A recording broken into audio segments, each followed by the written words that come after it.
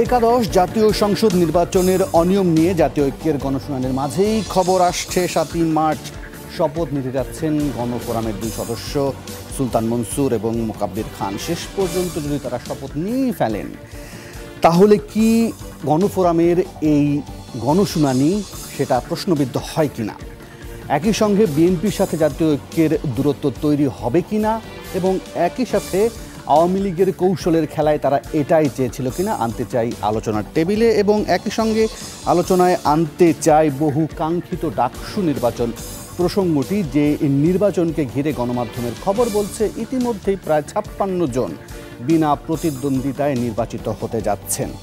সব মিলিয়ে আসলে আমরা জানতে চাই রাজনীতির হালচাল, এটাই আজ আমাদের আলোচনার বিষয়বস্তু। আপনাদের সকলকে আমন্ত্রণ 24 ঘন্টায়, সাথে আছে আমি রাসা।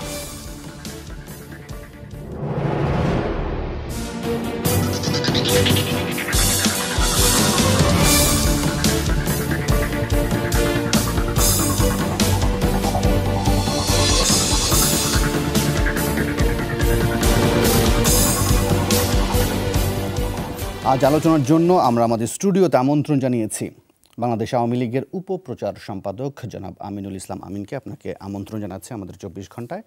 আমাদের সাথে আছেন বিএনপি চেয়ারপারসনের উপদেষ্টা আতাউর রহমান ঢালী, আপনাকেও আমন্ত্রণ। একই সঙ্গে আমন্ত্রণ জানাচ্ছি বাংলাদেশের কমিউনিস্ট পার্টি সিপিবির কেন্দ্রীয় কমিটির সম্পাদক জনাব রহিন হোসেন প্রিন্সকে। আপনাদের তিনজনকে নিয়ে আলোচনা শুরু করতে চাই। আমি আলোচনাটা শুরু করতে চাই আমিনুল ইসলাম আমিনকে দিয়ে।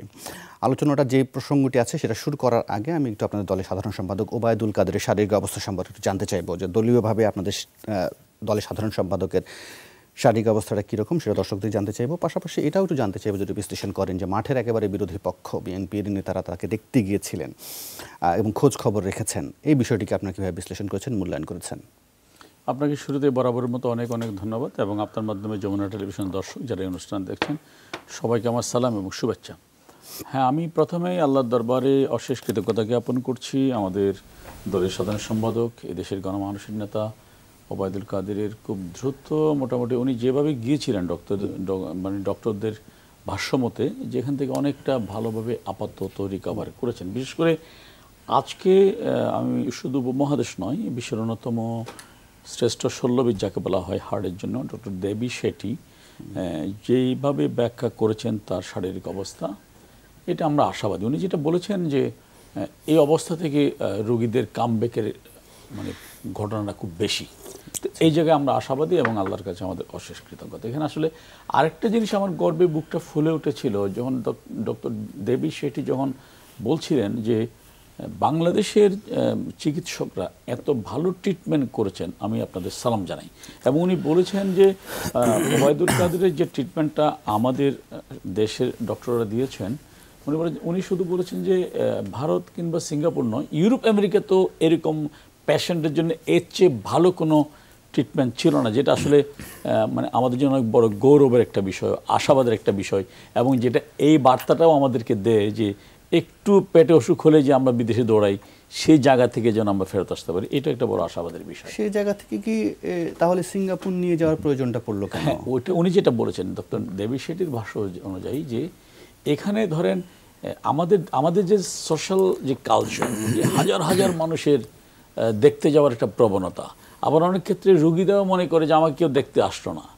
উনি বলেছেন যে এটাই প্রধান কজ, যে তাহলে এবং এখানে এই হাজার হাজার উৎসুক বা দলের প্রেমিক বা কাদের ভক্তদের যেই উৎকণ্ঠা, এই উৎকণ্ঠাকে সামনে রেখে একজন ডাক্তারের অনেক সময় একটা মানসিক একটা প্রেশার তৈরি হতে পারে, সেটা আর হলো না। আরেকটা বিষয় উনি যেটা বলেছেন যে হ্যাঁ, এটা ঠিক যে ইকুইপমেন্ট কত দিক দিয়ে তো অবশ্যই সিঙ্গাপুর একটু বেটার, এই দুইটা কারণকে উনি ব্যাখ্যা করেছেন। প্রথমত উনি সবচেয়ে বেশি জোর দিয়েছেন সামাজিক বাস্তবতার উপরে, কারণ আপনি দেখেছেন যে কালকে রাতে যখন 11:15টায় আমি বঙ্গবন্ধু হসপিটাল থেকে বাসায় ফেরত আসি, তখন আমি রাস্তার পাশে দেখলাম শত শত তার ভক্ত দলের নেতাকর্মীরা ওখানে ছিল।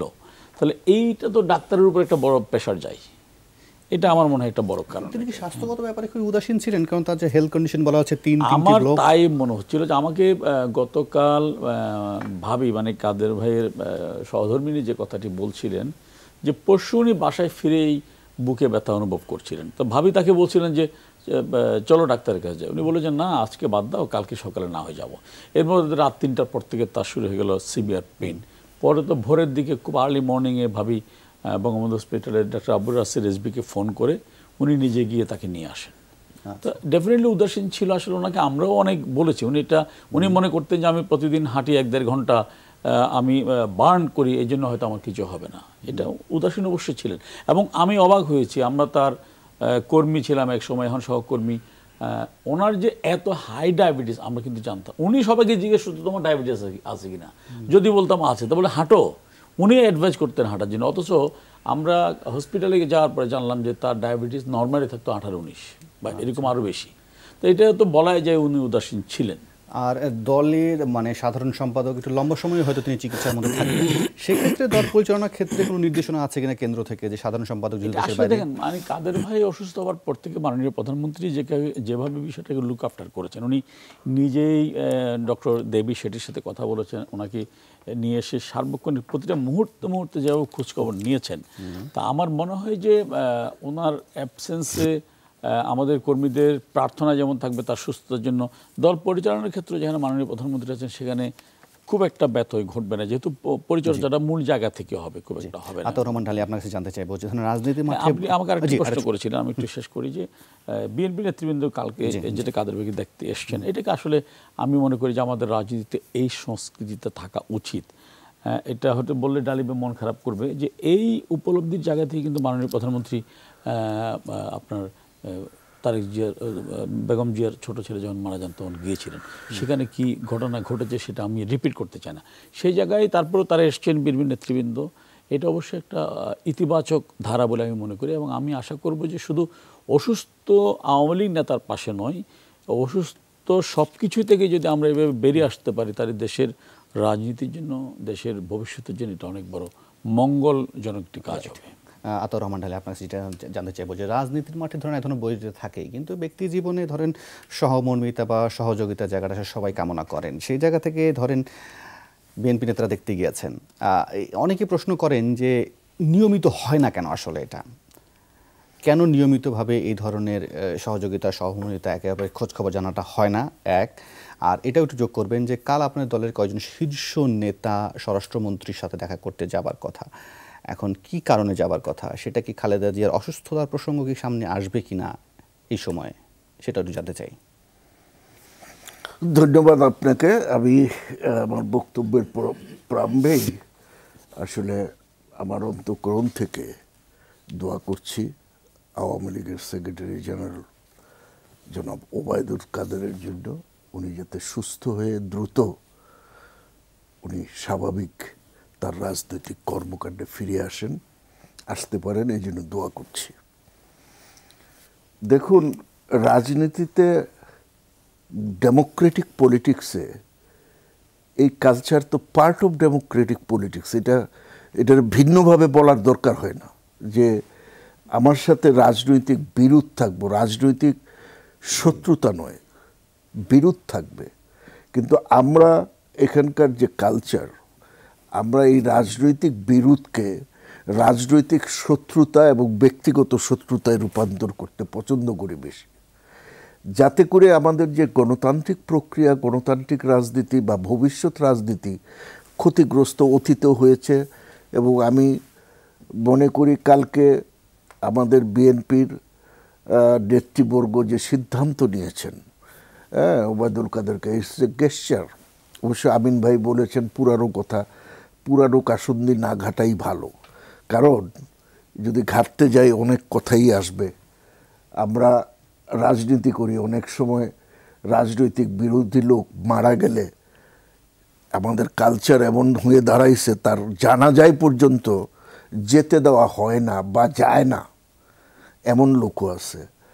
আবার আওয়ামী লীগ করার পরে সংসদ সদস্য থাকাকালীন অবস্থায়ও সংসদের সদস্যের মর্যাদা পায় না বিরোধী থাকার কারণে।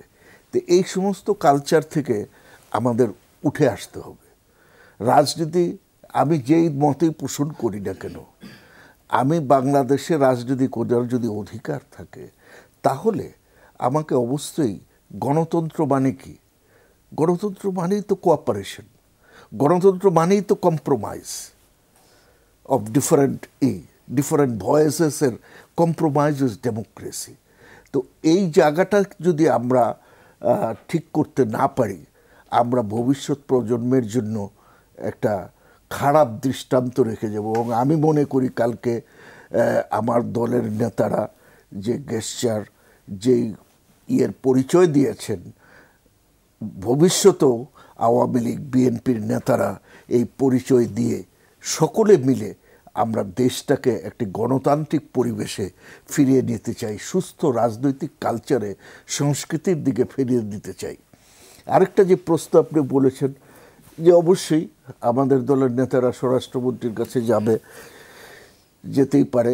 সেটা হলো, আপনি দেখেছেন এখন আমাদের নেত্রী, দেশনেত্রী খালেদা জিয়া, 3 বারের প্রধানমন্ত্রী, উনি অসুস্থ হয়ে কারাগারে। তার চিকিৎসার জন্য আমরা বারবার বলার পরেও কোনো ধরনের প্রতিক্রিয়া দেখা যাচ্ছে না, যে মানবিক, রাজনৈতিক বাদ দেন, মানবিক প্রতিক্রিয়া নেই। এমনকি আমরা তার অসুখ নিয়ে উপহাস পর্যন্ত করতে দেখেছি, যেটা অত্যন্ত দুর্ভাগ্যজনক। একজন অসুস্থ থাকতেই পারে, উনি আজকে কত বছর বয়স, ওনার অসুস্থতা, তাকে কারা উপহাস করতো? কারা উপহাস করতো, মানে কারা উপহাস করতো?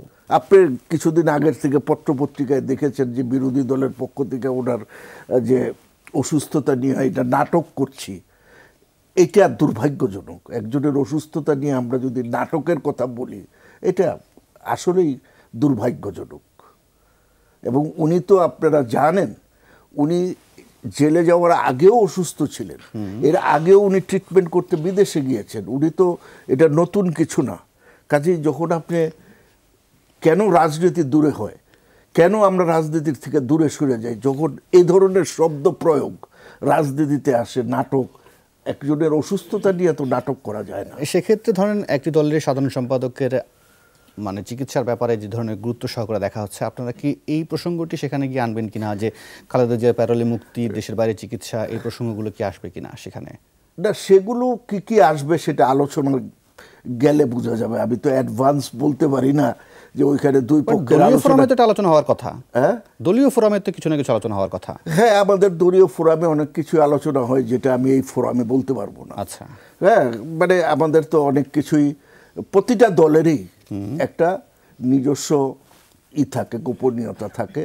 সেই ক্ষেত্রে আমরা কি আলোচনা করব সেটা তো আগে বলা যাবে না। জি, আমি তো রহিন হোসেন প্রিন্সের কাছে যেতে চাই। রহিন হোসেন প্রিন্স, ওবায়দুল কাদেরের এই অসুস্থতার প্রসঙ্গে যদি আপনি সুযোগ করতে চান সেটা যোগ করবেন। পাশাপাশি এটাও একটু আলোচনায় আনতে চাই প্রসঙ্গক্রমে। ধরেন 7ই মার্চ এই সংসদ স্পিকারের কাছে চিঠি দিয়েছেন গণফোরামের 2 সদস্য, মোকাব্বির খান এবং সুলতান মনসুর। তারা শপথ নিতে চান। এখন যদি শেষ পর্যন্ত তারা শপথই নিয়ে ফেলেন, তাহলে এই যে গণশুনানিগুলো হচ্ছে সেগুলো আসলে প্রশ্নের মুখে পড়ে কিনা? ধন্যবাদ আপনাকে। প্রথমত ওবায়দুল কাদের ভাই, উনি সুস্থ হয়ে ফিরে আসুন, এটাই হচ্ছে প্রধান কথা। এবং এটা নিয়ে আমরা গতকাল থেকে বলছি, আমার মনে হয় না যে নতুন কিছু বলার আছে। এটি একটি দিক। আমি শুধু একটা, যেহেতু আলোচনা এখানে আপনি অন্য একটা শুরু করেছেন, সেটা বলতে চাই।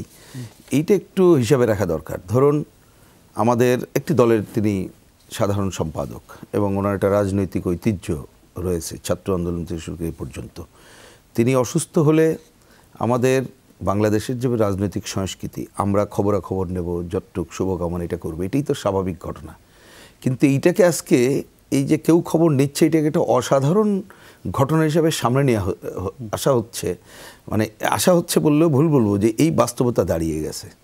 এই দুর্ভাগ্যজনক অবস্থার জন্যে আমাদের এই রাজনীতির কোনো অংশ দায়ী, এটা মনে রাখতে হবে। এবং সেটা হচ্ছে প্রধান কথা, কি জানেন, সেটা হচ্ছে আপনি রাজনীতিতে ন্যূনতম নীতিবোধ বাদ দিয়ে যখন আপনি ক্ষমতাটাই প্রধান মনে করেন, এবং ক্ষমতায় যাওয়ার জন্য এই যে গণতন্ত্র যতই বলি, তার থেকে আপনি চিন্তা করেন অ্যাবলিশ করব, বিনাশের রাজনীতি করব, তখন এটা চলে আসে।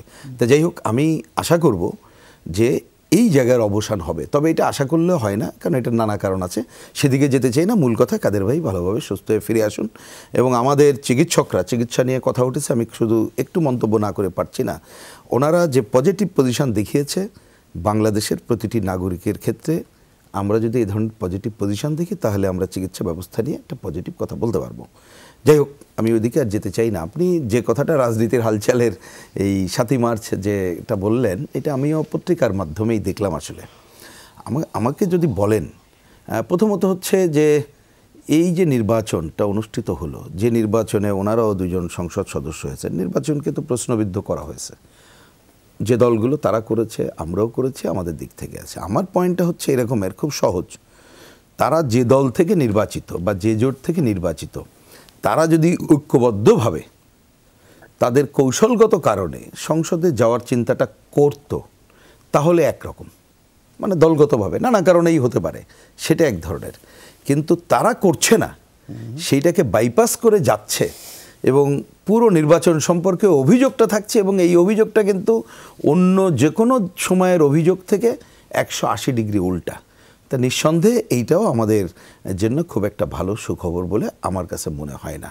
সেটা হচ্ছে অনেক সময় আমরা যারা ক্ষমতা বা ক্ষমতা ওরিয়েন্টেড রাজনীতি যারা ক্ষমতা থেকে তাদের বলি, তার বাইরেও এরকম দেখা যায়। তা সেক্ষেত্রে বরঞ্চ আমরা তো বলবো যে আমরা বামপন্থীরা যখন এটা বলি যে শাসকরা খালি ক্ষমতায় নাই, শাসকের আরেকটা অংশ ক্ষমতার বাইরেও আছে, তাদের মধ্যে ট্রেনটা হচ্ছে সুবিধাবাদ প্রধান এবং কতগুলো ঐক্যের জায়গা আছে। তা আমার মনে হয় ওনারা যদি দলের সিদ্ধান্ত কি আমি এখনও সুনির্দিষ্ট করে বলতে পারি না, কারণ এক এক রকম শুনছি। কারণ আপনি দেখবেন ওই 2 জনের একজন বলছে না আমাদের মেজরিটি চায়, দেখা যাক, এখনও নানা ধরনের ঘটনাবলী আছে আর কি। সুতরাং দলের সিদ্ধান্ত ভায়োলেট করে যদি যায় তাহলে তো অন্য চেহারা হবে। আর আমি আগেই বলছি, কৌশলগত কারণে দল ডিসিশন নিলে তাহলে এটা ভিন্ন মাঝে যা হবে। আমিনুল ইসলাম আমিন, আপনি কি মনে করেন যে আপনারা যে প্রসঙ্গটা অনেক আগে থেকে বলে আসা হচ্ছিল যে এই ধরনের গণশুনানি কি আপনার দল বলছে গণতামাশা, এই ধরনের ধারণা থেকেই বলেছিলেন কি আপনারা যে হয়তো শেষ পর্যন্ত কেউ কেউ বেরিয়ে এসে সংসদে চলে আসবে, যার কারণে মনে করছেন যে এই গণতামাশাগুলো হবেই? না, এখানে গণফোরামের যে 2 জন নেতা পার্লামেন্টে জয়লাভ করেছেন, তারা শপথ নেবেন কি নেবেন না এটা কিন্তু আমি মনে করি একান্তই তাদের নিজস্ব ব্যাপার। এখানে আমাদের সরকারের পক্ষ থেকে বলার বা প্রলোভন দেওয়ার কিছুই ছিল না, নাই। বাট আমি আবার অন্য দিক দিয়ে যদি আমি চিন্তা করি, সেটা হচ্ছে যে ওরা যদি মনে করে যে ওরা মানে ওদেরকে যারা নির্বাচিত করেছে, এখন নির্বাচিত হবার পরে তারা যদি শপথ গ্রহণ না করেন, তাহলে তারা আবার তাদের জনগণের সাথে তামাশা করছেন কিনা, এটাও তো একটা গুরুত্বপূর্ণ প্রশ্ন। এটা একটা বিষয়। আরেকটা বিষয় হচ্ছে আবার আমি যেটা দেখতেছি, গণফোরামের সাধারণ সম্পাদক মোস্তফা মসিহ মন্টু সাহেব যেটা বলেছেন যে তারা যদি শপথ নিতে যান তাহলে তাদেরকে বের করে দেওয়া হবে। তাহলে এই যে আপনি সরকার বিরোধী আন্দোলনের নামে যেটা আমরা দেখেছি যে ইলেকশন করতেও দিব না, হতেও দিব না প্রতিরোধ, এটা গণতন্ত্রের কোন সংজ্ঞা, সেটা যেমন জানতে ইচ্ছে করে, ঠিক তেমনিভাবে ওরা জনগণের ভোটে নির্বাচিত হয়েছে বলে তারা শপথ নিতে যাচ্ছে, তাহলে তাদেরকে শপথ নিতে দিবে না, সেটা কোন তন্ত্র হতে পারে? তো এই বিষয়গুলো কিন্তু সামগ্রিকভাবে যদি আপনি একটার পর একটা অ্যানালাইসিস করেন, তাহলে মনে হবে যে আসলেই গণতামাশার মতো একটা বিষয় তাদের মধ্যে বিরাজমান, যেটা আমি বারবারই বলে এসেছি, আগে থেকে আওয়ামী লীগের পক্ষ থেকে বলা হয়েছে। এবং তাদের এই 2 জনের শপথ নেওয়ার সিদ্ধান্ত হয়তো এটাও হতে পারে যে তারা উপলব্ধি করতে পারে যে হ্যাঁ, তারা আসলে গণশুনানির নামে তামাশার সাথে আছে, এই তামাশা পার্ট হয়ে তারা তাদের যারা নির্বাচিত করেছে ভোটার, তাদের কাছে তামাশার পাত্রে পরিণত হতে চান না, হয়তো বা সেই উপলব্ধি থেকে তারা এই জায়গায় থামাতে চাই। আমি একটা বিরতি নেব, বিরতির পর ফিরে এসে আতর রহমান ঢালি আপনার কাছে জানতে চাইবো যে আসলে এই বিষয়ে বিএনপি আসলে সিদ্ধান্তটা কী হবে, তাকে জানতে চাইবে কিনা জাতীয় ঐক্যের সাথে, যে কি হচ্ছে আসলে, বা এর থেকে কোনো ধরনের দূরত্ব তৈরি হতে পারে কিনা, বা আপনাদের যারা নির্বাচিত আছে তারা আবার কোনো ধরনের বিকল্প চিন্তা করে কিনা, সেটা জানতে চাইবো। তবে তার আগে নেব ছোট্ট একটা বিরতি, ফিরবো একটু পর, আশা করি ফিরে এসে আপনাদেরকে সাথেই পাবো।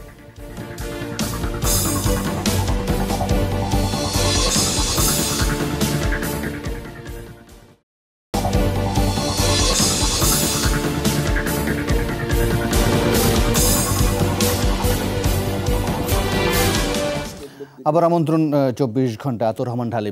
বিরতির আগে যে প্রশ্নটা আমার কাছে রেখে গিয়েছিলাম আসলে, যে শেষ পর্যন্ত এই 2 জন যদি শপথ নিয়ে ফেলে, তাহলে আপনাদের আসলে দলের নেতাকর্মীদের কাছে কি জবাব থাকবে? যেখানে আপনারা দাবি করছিলেন যে এই নির্বাচনের ফলাফল আপনারা বর্জন করেছেন, অথচ সেই নির্বাচনে নির্বাচিত 2 জন সংসদ সদস্য গিয়ে শপথ নিচ্ছেন, এই জায়গা থেকে কি জবাবটা থাকবে আসলে দলের নেতাকর্মীদের কাছে? আর এদিকে কোনো দূরত্ব তৈরি হওয়ার সম্ভাবনা আছে কিনা? আমার কাছে মনে হয় না দূরত্ব হওয়ার। এই দুইটা ওনাদের যে সিদ্ধান্ত, এটা কোনো দলীয় সিদ্ধান্ত না। যেই দল থেকে ওনারা মানে নমিনেশন এবং যাদের নমিনেশন নিয়েছেন, একজন নিয়েছেন ধানের শীষে, একজন সূর্য মার্কা, দুই দলের কারো কাছ থেকেই ওনারা, যদিও ওনাদের দায়বদ্ধতা থাকার কথা, কিন্তু ওনারা সেই দায়বদ্ধতা ফেলেই তারা নিজস্ব সিদ্ধান্তে যাচ্ছে। তো কোনো ব্যক্তির ব্যক্তিগত সিদ্ধান্ত নেওয়ার না, তারা কিন্তু এক এক জায়গায় উল্লেখ করেছেন যে ডক্টর কামালের এই বিষয়ে এক ধরনের ইতিবাচক মনোভাব আছে। নো, এটা তারা তাদের এই মানে যে এই যে তারা ডিগবাজি খাচ্ছে, এই ডিগবাজিটাকে জায়েজ করার জন্য এই কথা বলেছেন ডক্টর কামাল হোসেন এবং তাদের মুখপাত্র মোস্তফা মহসিন মন্টু বারবার বলেছেন, বারবার এটা আমাদের দলের গণফোরামের কোনো সিদ্ধান্ত না। এবং শুধু গণফোরাম নয়, আমাদের যে ঐক্য ফ্রন্টেরও এটা সিদ্ধান্ত না। তো আমাদের দেশের এই রাজনীতির চোরাগলিতে সেই 54 সাল থেকে তো আমরা দেখে আসতেছি, এগুলি হয়, এই খেলামেলা হয়, অনেকে ডিগবাজি খায়। ইভেন শহীদ সরোয়ার্দির মতো লোক, হোসেন শহীদ সরোয়ার্দির মতো লোক যুক্তফ্রন্ট সাইরা আবার সরকারের সাথে গেছে, আইনমন্ত্রী হয়েছে। তো এইগুলির ইতিহাস, এই ক্ষমতার মানে এই যে শাসক শ্রেণীর যে রাজনীতি, যে কথাটা একটু আগে রুহিন হোসেন প্রিন্স বলছে, এটা তো একটা শ্রেণী, এটা ক্ষমতায় না। হ্যাঁ, এই শ্রেণী বিরোধী দলও আছে, সরকারি দলও আছে। তাহলে এই শ্রেণীর লোকজনের ব্যাপারে যদি আপনি চিহ্নিত করেই ফেলেন, তাহলে সেই জায়গা থেকে কোনো ধরনের চাপ থাকবে কি, যেটা শক্ত অবস্থান নেওয়া জাতীয় ঐক্যের পক্ষ থেকে বা গণফোরামের পক্ষ থেকে? এই ব্যাপারে আমি মনে করি, এই ব্যাপারে ওনারা যেতে পারেন সংসদে, কিন্তু জনগণের যে অবস্থান, একটু আগে বলেছেন যে জনগণ তাদেরকে ভোট দিছে পার্লামেন্টে যাওয়ার জন্য। আবার সকলে যখন পার্লামেন্টে যাচ্ছেন, আমাদের দেশের সিস্টেম নাই যে জনগণকে গিয়ে এখন ওনারা জিজ্ঞেস করুক যে ওনারা এই ডিগবাজি খাবে কিনা। আমার তো বিশ্বাস কোনো জনগণ, তাদের নির্বাচনের জনগণ কেউ রাজি হবে না। তো ওগুলি তো আমাদের এই সিস্টেমে নাই। এই সিস্টেমটা তো নিশ্চয় আছে যে আপনারা তো একটা অংশ জাতীয় ঐক্যের, সেই জায়গায় গণফোরামকে কোনো ধরনের চাপ দেবেন কিনা যে না এইদের ব্যাপারে কোনো ব্যবস্থা নেওয়ার, কারণ হচ্ছে তারা তো দলীয় সিদ্ধান্ত। চাপ নয়, আমাদের নৈতিক জায়গা থেকে গণফোরাম কিন্তু নৈতিক জায়গা থেকে আমাদের থেকে দূরে সরে যায়নি।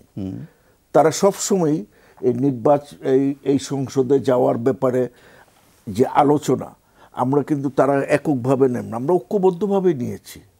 এবং তারা সবসময় এ ব্যাপারে অত্যন্ত পজিটিভ ভূমিকা গ্রহণ করেছে, কারণ এটা জনগণের আশা আকাঙ্ক্ষার সাথে সঙ্গতিপূর্ণ। কারণ এখানে কি ভোট হয়েছে কি ভোট হয় নাই, এই যে এই আমাদের যে গণশুনানি হয়েছে, সেই গণশুনানিতে এগুলো তো স্পষ্টভাবে আসছে, আন্তর্জাতিক মিডিয়াতে আসতেছে, বিভিন্নভাবে ইউরোপিয়ান ইউনিয়নের ইয়েতে আসতেছে, আমেরিকার হাউস অফ মানে রিপ্রেজেন্টেটিভের নেতারা বক্তব্য দিচ্ছেন। তো এগুলো তো আসতেছে, সমস্ত আসছে বলেই তো বিষয়টাকে প্রশ্নবিদ্ধ হয়ে যাচ্ছে। সেই প্রশ্নের কারণে কি আপনারা কোনো ধরনের চাপ তৈরি করবেন কিনা যে এই দুজনের ব্যাপারে কোনো সিদ্ধান্তের দলের সার্বিকভাবে যে আমাদের ঐক্যের কোনো ধরনের কোনো ফাটলেরও সৃষ্টি করবে না? দুজন যখন আপনি রাজনীতির বাইরে চলে যান, জনগণের রাজনীতির বাইরে চলে যান, স্রোতের বাইরে যখন রাজনীতি করতে যাবেন, এগুলি কোনোদিন ম্যাটার করে না। জনগণ কি চায় সেটা হলো ম্যাটার। মানে বহিষ্কারের প্রসঙ্গ দল থেকে এইসব আসবে কি আসবে না সেটা তো স্পষ্ট করছেন, সেটা তাদের দল সিদ্ধান্ত নেবে। সেই সিদ্ধান্ত নেওয়ার ক্ষেত্রে আপনারা কোনো ধরনের চাপ তৈরি করবেন কিনা? আমাদের চাপ করার আগেই তো ওনারা বলেছেন যে আমরা এদেরকে বহিষ্কার করব। এটা তো ওনাদের নৈতিক অবস্থান, সাংগঠনিক অবস্থান, আমাদের চাপে নয়, নৈতিক জায়গা থেকেই তারা করবে। আচ্ছা, আমি বিশ্বাস করি। ওকে, আমি একটু রিনোসেন্ট প্রিন্স এবার ডাকসু প্রসঙ্গে আসতে চাই। ডাকসু বহুল কাঙ্ক্ষিত, অনেক দিন ধরেই অনেকে অপেক্ষা করছে, সেই নির্বাচনটি অনুষ্ঠিত হতে যাবে আর কয়েকদিন মধ্যেই। কিন্তু গণমাধ্যমের খবর যেগুলো বলছে, সেখানে আমরা দেখছি যে 18টি হল সংসদের নির্বাচনের জায়গায় 234টি পদের মধ্যে ইতিমধ্যে 56টি পদে বিনা প্রতিদ্বন্দ্বিতায় নির্বাচিত হয়ে যেতে যাচ্ছেন প্রার্থীরা, এবং বেশিরভাগ ক্ষেত্রে দেখা যাচ্ছে সেগুলো হচ্ছে ছাত্রলীগের নেতাকর্মী। এই বিষয় নিয়ে আপনার মূল্যায়ন চাইবো, মন্তব্য জানতে চাইবো। প্রথমত তাহলে এতদিন পর নির্বাচন যা আসছে সামনে, না সেটাই, এমনিতেও ধরুন ডাকসু নির্বাচন নিয়ে আমাকে যদি বলেন, প্রথমে এই কথা একটু পুনরাবৃত্তি হলেও বলে রাখা দরকার। প্রথম কথা, একটা ভোট হোক সবাই আমরা চাইছি, কিন্তু চাওয়ার মধ্যেও আমাদের যে ছাত্র সংগঠনগুলো যারা নির্বাচনে বা স্বতন্ত্র হয়ে যারা নির্বাচন করলো, তাদের কিন্তু অনেকগুলো দাবি ছিল, সেই দাবি পূরণের বাইরেও তারা নির্বাচন করতে যাচ্ছে। তাহলে আমি বলি যে চ্যালেঞ্জটা কি, অন্ততপক্ষে দুইটা চ্যালেঞ্জকে মিনিমাম তো আমাদের নিশ্চয় করা দরকার। একটা হচ্ছে এই যে বিপুল সংখ্যক ভোটার তারা যাতে ভোট কেন্দ্রে আসে এবং ঠিকমতো ভোট দিতে পারে, কারণ এই সংখ্যা কিন্তু দূর হয়ে যায়নি। সুতরাং এইটা ছিল একটা বড় চ্যালেঞ্জ, এখনও আছে। কিন্তু সবচেয়ে বড় খবর যেটা আপনি একটু আগে দিলেন, যেটা আমরা দেখলাম, যে তাতে একটা তথ্যে যেটা হিসাব করে দেখা যায় কত, প্রায় 24% মানে বিনা প্রতিদ্বন্দ্বিতায় অলরেডি নির্বাচিত হয়ে গেছে। তো এইটার মধ্য দিয়ে এইটা পরিষ্কার হয়ে গেল যে অধিকাংশ ছাত্র সংগঠন, আমাদের যে প্রগতিশীল ছাত্র জোট সহ তারা বা সাধারণ ছাত্ররা যে কথা বলছিল যে দীর্ঘদিন ধরে হলে কোনো সহ অবস্থানের সুযোগ নাই, এক দলের বাইরে অন্য দলের কথা বলার সুযোগ নেই। এটা যে শুধু এখন এই আমলে হয়েছে, অনেক আগে থেকেই ক্ষমতাসীনদের এই দাপট কিন্তু আমরা দেখে আসছি। এইবার একটা নতুন মাত্রা এটা হয়েছে। তা সেই যে পরিস্থিতিটা, সেই পরিস্থিতির যে উন্নতি হয়নি সেটা দেখা গেল। এটা কথা আসছিল, আমরাও তো, আমি বলেছি, আমি একসময় যে ছাত্র সংগঠন করতাম বাংলাদেশ ছাত্র ইউনিয়ন, আমরা আমাদের দিক থেকেই বলেছি যে জেলায় ছাত্র ইউনিয়ন করে, এইখানে এসে কোনোভাবে হলে উঠেছে, এখানে এসে আর কথাবার্তা বলে না। কি জন্য? মনে করে কথা বললে হলে থাকা যাবে না, ওইখানে এসে বলে আচ্ছা ঠিক আছে, বাইরে এসে মিছিল করো, এখানে করে না। পরিস্থিতিটা এইরকমের একটা। কিন্তু ছাত্রলীগের পক্ষ থেকে যে ধরনের বক্তব্যগুলো আসছে যে বেশিরভাগ সংগঠনই তারা প্যানেল দিতে পারেনি, তাদের আমি আসছি তো সেক্ষেত্রে ছাত্রলীগের উপর দায় বর্তানো। আমি এই জন্য আগে ছাত্রলীগ বাদ দেন, আমি কোনো দলকে দায়ী করার আগে আমি পরিস্থিতিটা বোঝার জন্য বলছি। দলটা আগে বাদ দিয়ে যদি আমরা নির্মোহ বিশ্লেষণ করি, তাহলে পরিস্থিতি হচ্ছে এইরকমের যে ওইখানে আমরা দেখতে পাচ্ছি ক্ষমতাসীন ছাত্র সংগঠন ছাড়া অন্য কেউ মানে দাঁড়াচ্ছেই না। তাহলে পরিস্থিতি কি এরকম? ঢাকা ইউনিভার্সিটিতে এটা কে বিশ্বাস করবে? আমার মনে হয় কেউ বিশ্বাস করবে না। তাহলে ওই যে একটা কথা আছে, গ্রামের কথা বলে যে ডালমে কুচ কালা হয়, সেই কালাটা আমরা সবাই জানি। আমি বলছি এইরকম একটা ভয়াবহ, আমি ভয়াবহ শব্দটা সচেতনভাবে উচ্চারণ করলাম, পরিস্থিতি আছে। তারপরেও আমি মনে করি যে ঠিক আছে, ওই ভয়াবহ পরিস্থিতিটাও আমি এখনো পর্যন্ত কোনো কথা বললাম না, কারণ ক্ষমতাসীনরা অনেক আগেই এই ভোট, জাতীয় ভোট, বহু কিছু আইন দেখাবে, আমি ওই তর্কেও যাওয়ার পক্ষে না, এখনও গেলাম না। ওটা নিশ্চয়ই আমরা ভবিষ্যতে বিশ্লেষণ করে আমাদের কর্মপন্থা চিন্তা করব। কিন্তু এখন দেখা দরকার 11 তারিখে যে ভোটটা হবে, তার আগে কিন্তু আচরণবিধি, নানা ধরনের ঘটনা যেটা ঘটেছে, তাতে ডাকসু নির্বাচনের অতীতে এ ধরনের কোনো সময় ঘটনা ঘটে নাই, যে উৎসবমুখর পরিবেশ, আরও বেশি যে ছাত্রদের ইনভলভ করার ব্যাপার, অনেক কিছু হচ্ছে না। তারপরেও এই সংকটের সময় অন্ততপক্ষে 11 তারিখে এখনও সময় আছে। আমি অনুরোধ করব শিক্ষকদের, অনুরোধ করব সরকারকে, তারা যাতে সবাই ভোট কেন্দ্রে আসতে পারে সেই উৎসাহ সৃষ্টি করবেন এবং যাতে ঠিকমতো ভোট দিতে পারে, কোনো কোশ্চেন যাতে না হয় সেইটা করবেন। এবং মনে রাখা দরকার, এইখানে ব্যত্যয় ঘটলে এই পরিস্থিতিটা মোটেই আমাদের কারোর জন্য ভালো হবে না। আমিনুল ইসলাম আমিন, আপনি কি মনে করেন যে এই যে বিনা প্রতিদ্বন্দ্বিতায় নির্বাচিত যাওয়াটা কি আসলে প্রমাণ করে যে ছাত্রলীগই হলো আসলে সাধারণ শিক্ষার্থীদের আশা আকাঙ্ক্ষার শেষ আশ্রয়? দৃশ্যত তাই। প্রিন্স ভাই যে কথাটি বললেন যে হলে হলে সহাবস্থানের সুযোগ ছিল না, ছাত্রদলের সাথে ছাত্রদল দীর্ঘদিন যাবৎ, প্রায় কয়েক বছর যাবৎ ক্যাম্পাসে নেই।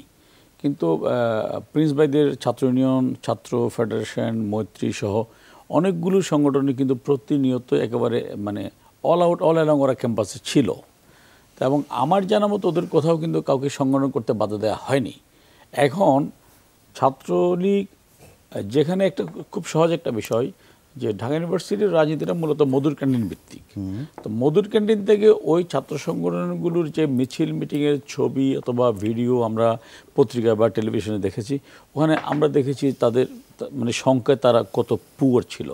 তো এই জায়গা থেকে তারা যদি সেটা বড় করতে না পারে, প্রতিদিন প্রাত্যহিকভাবে রাজনৈতিক কর্মকাণ্ডের সাথে সম্পৃক্ত থাকার পরেও, তাহলে যে ছাত্রলীগের কি এমন কোনো দায় আছে যে হলে হলে গিয়ে ছাত্র ইউনিয়ন বা অন্যান্য ছাত্র সংগঠন বা ফেডারেশন, মৈত্রী এদের নামে একটা প্যানেল জমা দিয়ে প্রমাণ করা যে ইলেকশনটা কম্পিটিটিভ হচ্ছে? আদৌ তেমন কোনো দায় কিন্তু এই দায় তো ছাত্রলীগের আছে যে কোনো জায়গা থেকে প্রশ্ন আসছে বা এমন উদাহরণও আসছে যে কোনো স্বতন্ত্র প্রার্থী যাতে প্রার্থিতা না দিতে পারে তাকে আটকে রাখা, হুমকি ধামকি, এরকম তো অভিযোগগুলো তো গণমাধ্যমে আসছে। শুনেন, অভিযোগ তো বাংলাদেশের রাজনীতির একটা অলংকার মতো হয়ে গেছে। প্রমাণটা কি?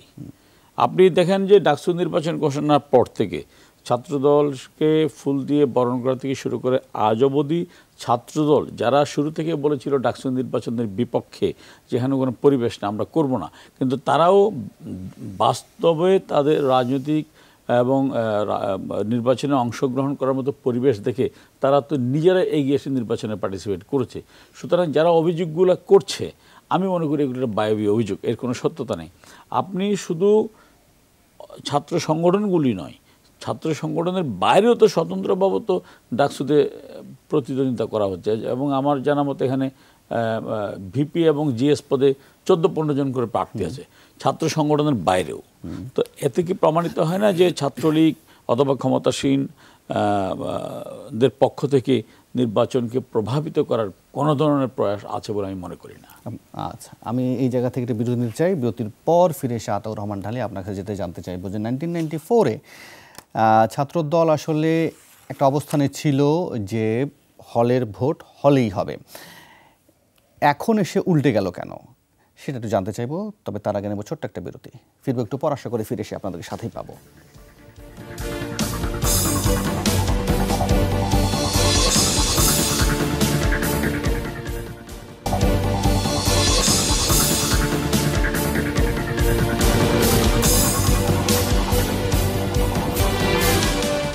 আবার আমন্ত্রণ 24 ঘন্টা, আতাউর রহমান ঢালি। বিরতির আগে যে প্রশ্নটা রেখেছিলাম যে 90s-এর দিকে যে অবস্থানে ছিল ছাত্রদল হলের ভোট হলে রাখার পক্ষে, যেইটা নিয়ে সেই সময় তফসিল ঘোষণার পরও নির্বাচনটা করা যায়নি, এখন এসে কেন এই দাবির সাথে মিলিয়ে উল্টে গেল ছাত্রদল? আসলে অন্যরা অবশ্য দাবি করছে, মানে যুক্তিটা কারণ কি?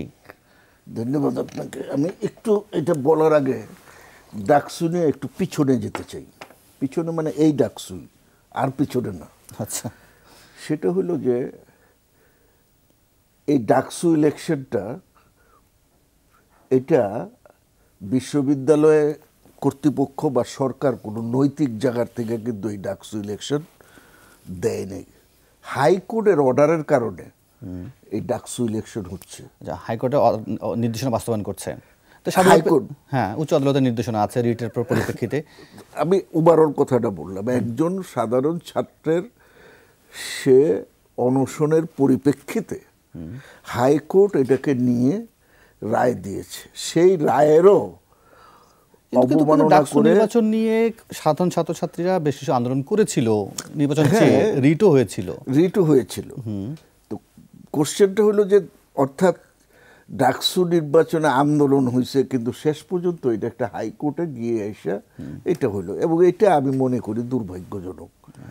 ডাকসু স্বাভাবিকভাবে ছাত্ররা ছাত্রদের প্রতিনিধি নির্বাচিত করবে, সরকার এবং বিশ্ববিদ্যালয় কর্তৃপক্ষ এ ব্যাপারে সহযোগিতা করবে, এবং বিশ্ববিদ্যালয় কর্তৃপক্ষ ডাকসু ইলেকশন আরো 6 মাস আগে হওয়ার কথা হাইকোর্টের অনুযায়ী, তারা পিছাইতে এটা জাতীয় ইলেকশনের পরে নিয়ে আসছে। তাদের সুবিধা মতন সরকারি দল নির্বাচিত হয়ে আসছে, তারপরে ইলেকশন, অর্থাৎ সরকারি দলের একটা সুবিধা দেওয়ার জন্য ডাকসু কর্তৃপক্ষ আমাদের নির্বাচন কমিশনের মতো একটা দায়িত্ব পালন, আদালতের নির্দেশনা বাস্তবায়ন করাকে আপনি সন্দেহ দেখছেন।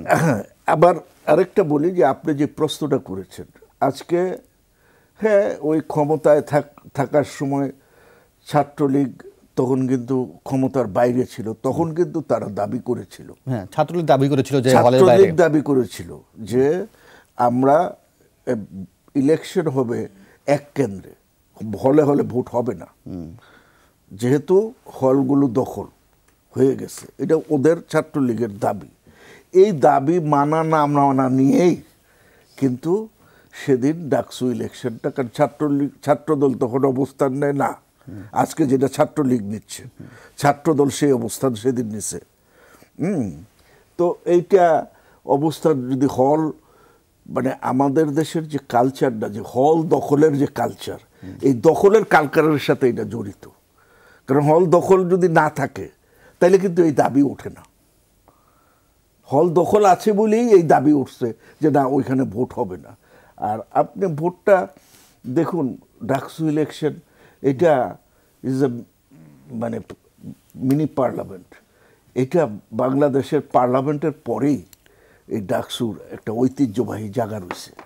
সেই ঐতিহ্যটাকে আমরা কোনো মানে কেউ এটারে রাখার ব্যাপারে আমাদের সকল দলমত এক জায়গায় হওয়া উচিত। আজকে যে অভিযোগ এবং বন্ধু আমিন ভাই অস্বীকার করছেন, যে দেখেন ছাত্রলীগের যারা বিদ্রোহী প্রার্থী, যারা স্বতন্ত্র হয়ে নির্বাচন করতে জমা দিয়েছিল তারা কিন্তু লিখিত প্রক্টরের কাছে জমা দিয়েছে যে এটা বিশ্ববিদ্যালয়ের যে ডাকসুর নির্বাচনের ৯-এর গ ধারার পরিপন্থী এবং ১৫ ধারায় এটা শাস্তিযোগ্য।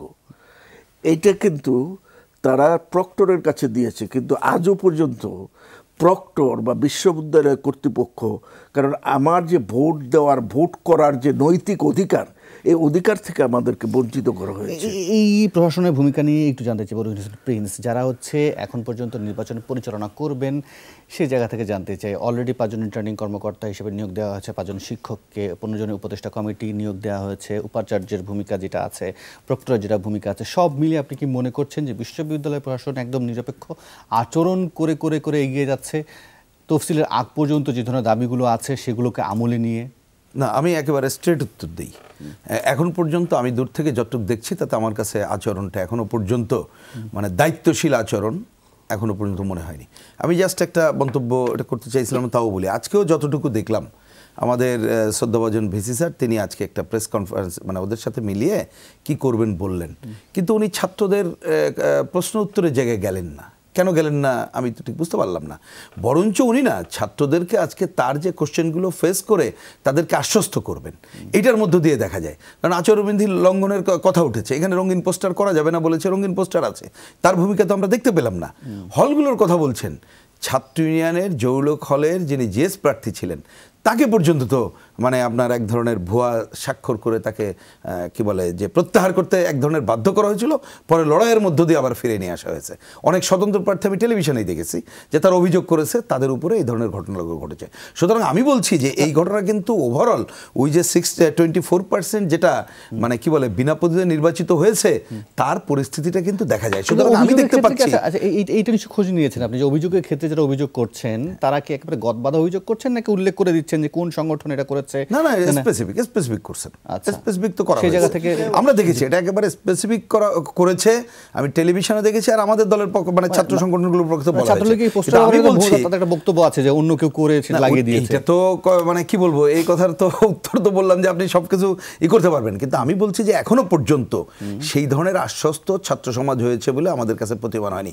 কিন্তু আমি আজকের এখানে বসে আমি যে কথাটা যে কারণে বলতে চাইছি যে সেটা আমরা দেখতে চাই। ওনারা তো শিক্ষক, আমাদের শ্রদ্ধাভাজন শিক্ষক, ওনাদের দেখা হলে তো আমরা স্যার বলি, অনেককে স্যার বলি না কিন্তু শিক্ষকদের তো স্যার বলি, অনেকেই বলেন। আমরা ওই সম্মান রাখতে চাই, কারণ নির্বাচন নির্ভর করছে আমাদের শিক্ষকদের দৃঢ়চেতা ভূমিকা, সরকারের ভূমিকা একটা বড় ব্যাপার।